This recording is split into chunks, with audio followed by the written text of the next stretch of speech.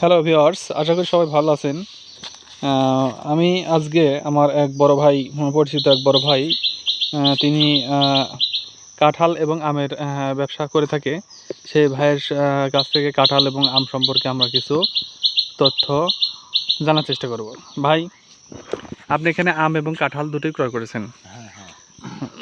তো আপনার এই ব্যবসার কতদিন হলে এই ব্যবসা নিয়োজিত আছেন? ব্যবসা অনেক কয় বছর হলো আমি বিগত করছি। আম কাঁঠালের ব্যবসার পুরো নিয়োজিত রয়েছে।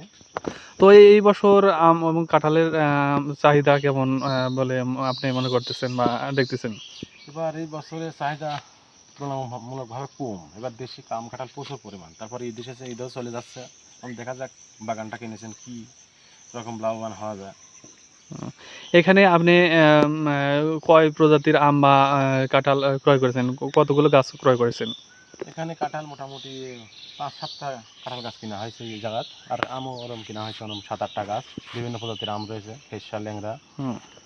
আমরা দর্শকদের মাঝে একটু আম এবং কাঁঠালের গাছগুলোকে একটু দেখাই।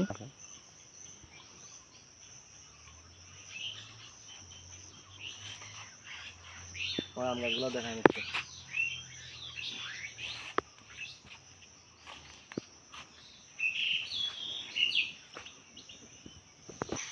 এগুলো কাঁঠাল এবং আম কোথায় যাবে ভাই? এগুলো আমি ঢাকায় রপ্তানি করেছি। ঢাকা কোথায়?